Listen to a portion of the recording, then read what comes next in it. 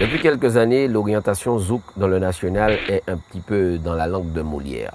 Christophe Denise s'est plongé dans le sujet. Le sujet s'appelle Zouk en français, concession, perte d'identité ou l'ère du temps. Voilà, le montage est signé comme d'habitude de Vianney Soutès. À tout à l'heure.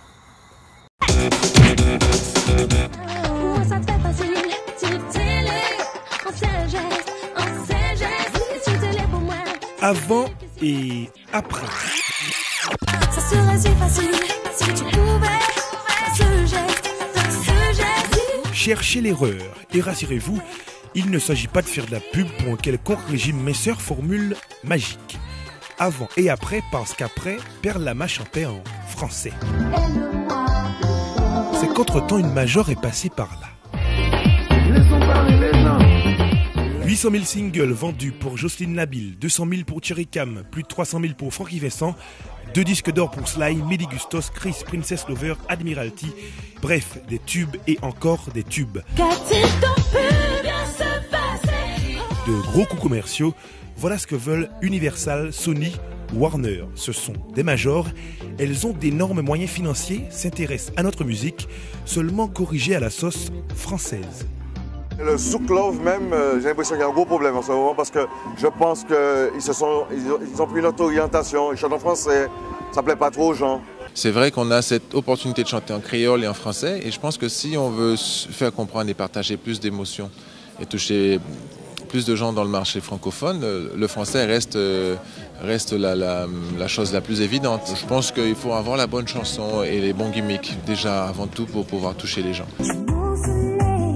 Tu aimes mon soleil, le succès de Princess Lover sorti en 2003, sera un peu relooké sur le tout nouvel album de la chanteuse, signé en contrat de licence chez Universal. Un léger relooking à la demande de la maison de disques. La nouvelle version de Mon Soleil est un petit peu plus accélérée, mais on l'a fait aussi parce que les DJ avaient tendance à l'accélérer. Donc on a trouvé un compromis par rapport à tout ce qui se faisait. En tout cas en ce qui concerne Mon Soleil, c'est une chanson qui est sortie il y a 4 ans, donc on a mis des petits scratchs, des trucs pour rafraîchir un petit peu la version.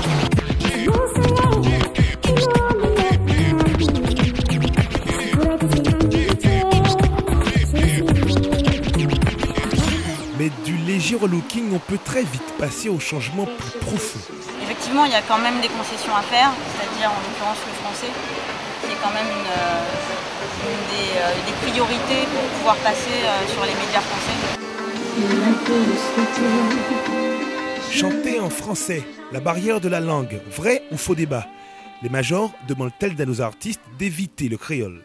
Non, en tout cas j'ai beaucoup de chansons en créole et on m'a jamais demandé de les chanter en français. Les radios aujourd'hui font plus la loi que les maisons de disques. Il y a une époque, c'était les maisons de disques qui arrivaient à imposer des artistes. Aujourd'hui, tu as des radios qui sont formatées et quand tu leur présentes un produit, toujours tendance à dire oui, c'est pas dans notre format, ça serait bien si c'était ci, on aimerait avoir une version remix, on aurait ci, on aimerait ça. Donc forcément, ils influencent. Donc la maison de disques dit oui, pour que c'est plus de chansons en radio, ce serait bien de faire comme ça, d'accélérer. Il est le prince du dancehall, vend beaucoup d'albums et est signé en licence chez Universal. Son single, Force à payer là, n'a pas vraiment eu le succès espéré en France, alors que Les Mains en l'air se classait numéro 1. Le morceau avec Diams, c'était un morceau en français, c'était quand même avec Diams. Donc c'est vrai que quand on dit ça, Admiralty et Diams, en plus le morceau est en français. Donc c'est vrai que tout de suite, pour le programmateur, pour lui c'est bon, ça rentre dans son truc quoi. Tu vois, encore le morceau avec Kassav, c'est beaucoup plus caribéen, c'est créole, donc lui même s'il adore, mais il croit que peut-être que le public va pas apprécier parce que c'est un créole, parce que le public va pas accrocher. C'est que les diffuseurs télé et radio français imposent leur format. Je pense que le problème que nous rencontrons en tant qu'Antillais qui faisons de la musique antillaise là-bas, c'est surtout au niveau des programmateurs, des majors compagnies aussi qui sont un peu tributaires des radios, des programmateurs de radio, de télé aussi. La musique que je fais est très très peu représentée.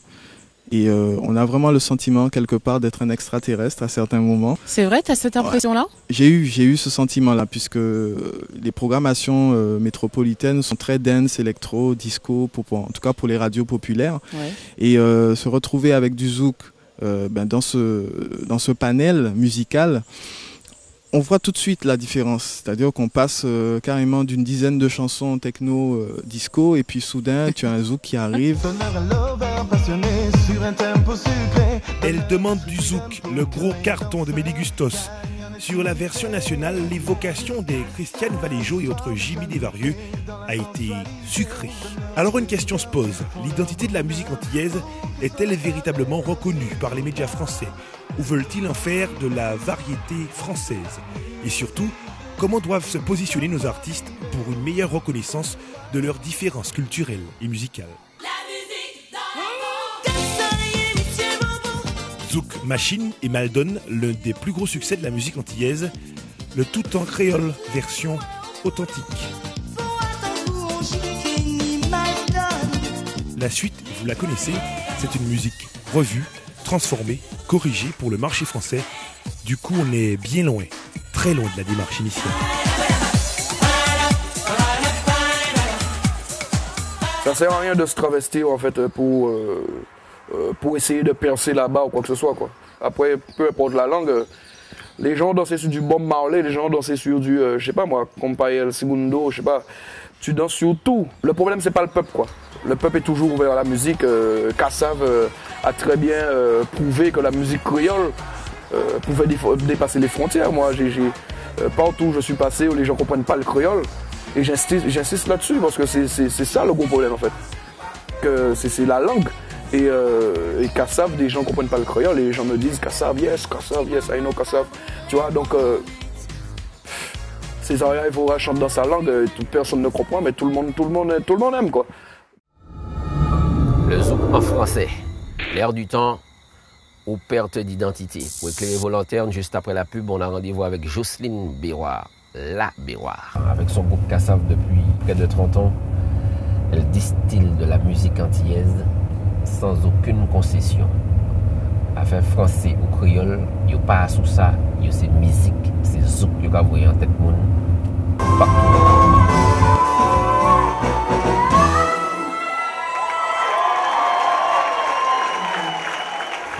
Comment vas-tu, Jo? Ça va? C'est difficile de te joindre, hein, ces jours-ci surtout. Oui, on peut dire ça. Alors dis-moi, comment Kassav a réussi à vendre sa musique partout dans le monde sans compromis? Je crois que si Kassav a réussi à vendre sa musique partout dans le monde sans compromis, parce que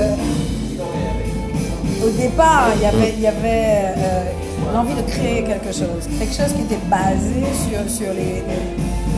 sur notre héritage musical. Je crois que c'est ça surtout qui a été la force de Kassav. C'est qu'on avait pas, notre but n'était pas de vendre du disque, notre but était de créer quelque chose, c'est-à-dire partir de l'héritage qu'on nous avait laissé.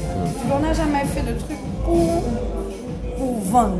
Peut-être qu'aujourd'hui on en est là parce que tout le monde cherche à vendre, tout le monde cherche à machin, mais on cherche toujours à rester authentique. Ouais. Je crois que c'est surtout parce qu'on est resté authentique. Comment tu vois cette espèce de retour avec une espèce de zouk formaté? Il faut chanter en français, on commence à avoir des exigences.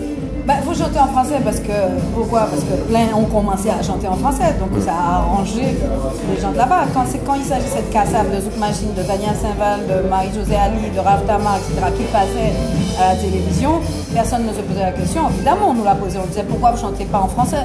Admiralty le dit, Césaria Evora chante dans sa langue, personne ne s'en plaint. Il ne faut pas qu'on me raconte que tous les Français comprennent le portugais. Bon, qu'il y ait un maximum de Français qui comprennent l'anglais, vaguement. Je veux bien, les refrains, etc. Mais bon, le portugais, il n'y a pas grand monde, hein, à part les portugais qui le parlent. Quoi. Les artistes qui chantent aujourd'hui et qui essayent de vendre le zouk en français, tu penses qu'ils ont plus de chances de vendre cette musique-là en français que s'ils continuent à la faire en créole? Il faudrait faire peut-être un comeback en créole pour pouvoir voir. Parce que, en fait, je vois que ça va prouver qu'on pouvait vendre le zouk en créole. Mais je crois qu'ils n'y ont pas cru, puisqu'ils ont commencé à chanter en français. Et comme au fur et à mesure on leur impose le français, ils se trouvent un petit peu obligés de le faire. Mais ils pouvaient aussi imposer de chanter uniquement dans leur langue. Moi, je crois que c'est quand on est nombreux à faire la même chose qu'on devient une force. Quand on se divise et qu'on dit qu'on va essayer de faire comme ça, parce qu'en faisant les compromis, machin, on peut marcher peut-être une ou deux années et puis c'est tout. Par la suite, ils vont trouver quelqu'un d'autre qui pourra faire ce qu'ils ont envie de faire, quoi, c'est tout. Quand il y avait un groupe comme Kassav qui déboulait, donc avec sa musique, avec sa culture et compagnie, personne n'est venu dire à Kassav comment faire sa musique, personne n'est venu dire à Kassav qui il est, ni comment il faut faire, c'est tout. Il y a eu juste une parenthèse à un moment, Il y a eu un de nos anciens managers qui a voulu qu'on fasse de la salsa. C'était pas du tout mon truc. Et je l'ai dit à chaque interview qu'on faisait. C'était pas l'idée de Casa, c'était l'idée du manager. Et on l'a viré après. Tu comprends? Parce qu'on n'avait pas envie justement de faire des compromis, de faire des choses. On a une musique, on a une culture qui est forte. Et cette culture-là, justement, elle a réussi à passer toutes les barrières de toutes les langues, puisqu'on est allé dans un tas de pays où un tas de chanteurs français ne sont pas allés.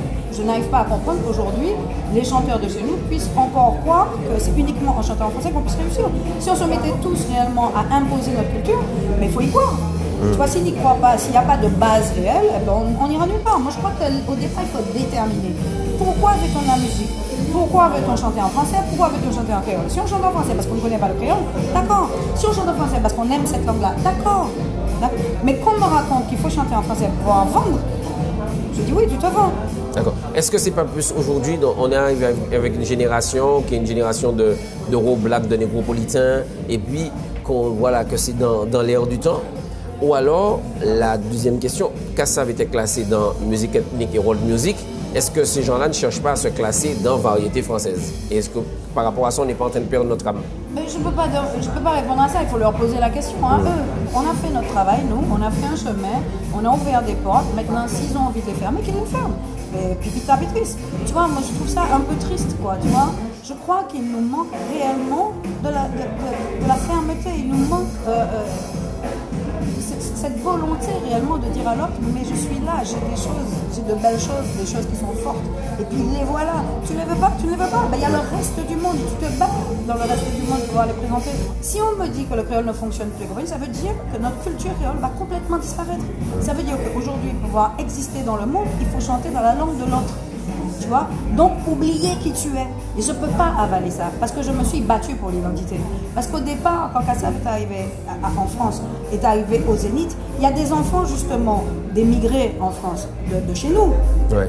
Tu vois, d'Antillais qui étaient partis vivre en France. Bon, ils ne sont pas des émigrés, parce qu'ils sont français, qui vivaient en France, qui enfin pouvaient dire à leurs copains, eh ben moi, c'est Kassav. Alors qu'avant, quand leurs copains disaient, moi, mon background, c'est les Beatles, ou bien mon background, c'est Jacques Brel, eux, ils étaient obligés de prendre le truc de l'autre.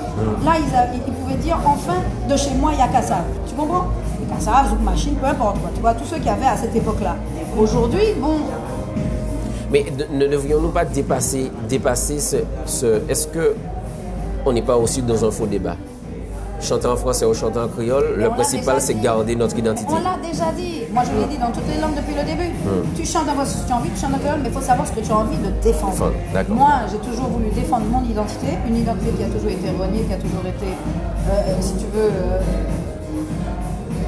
ignorée, quoi, de l'autre, quoi. Franchement. Donc moi, j'avais envie de dire, on est là. Et on peut être aussi fort que n'importe qui. Voilà. Je vais te laisser parce que je sais que tu as un concert derrière, mais sinon, tu as déjà été inspiré pour écrire une chanson en français? Est-ce qu'un jour tu as eu envie... Non, mais est-ce qu'un jour tu as eu envie d'écrire en français et de faire une chanson en français? Tu ne t'es même pas posé la question? Non. Quand tu écris, tu écris. C'est pas venu, mais ça peut arriver. Ouais, quand tu écris, tu fais de la musique. J'ai déjà écrit en français. Ouais. Mais parce que c'était une commande. Mais spontanément... Ah, c'était une commande. Spontanément, ça peut arriver. Ouais. Ça peut arriver, je pense plus. Tu vois, mais bon... J'aime trop écrire en créole. On va dire ça comme ça. Et puis tu aimes trop chanter en créole en plus. J'aime trop chanter en créole en plus. Joe, merci pour tout. Ok. T'embrasse, à bientôt.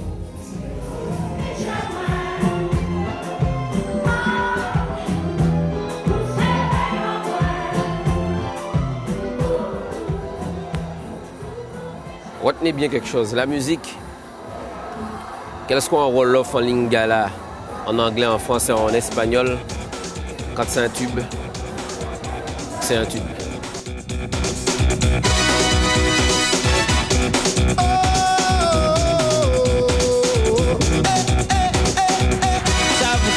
C'est combat, c'est force physique, c'est fils moral.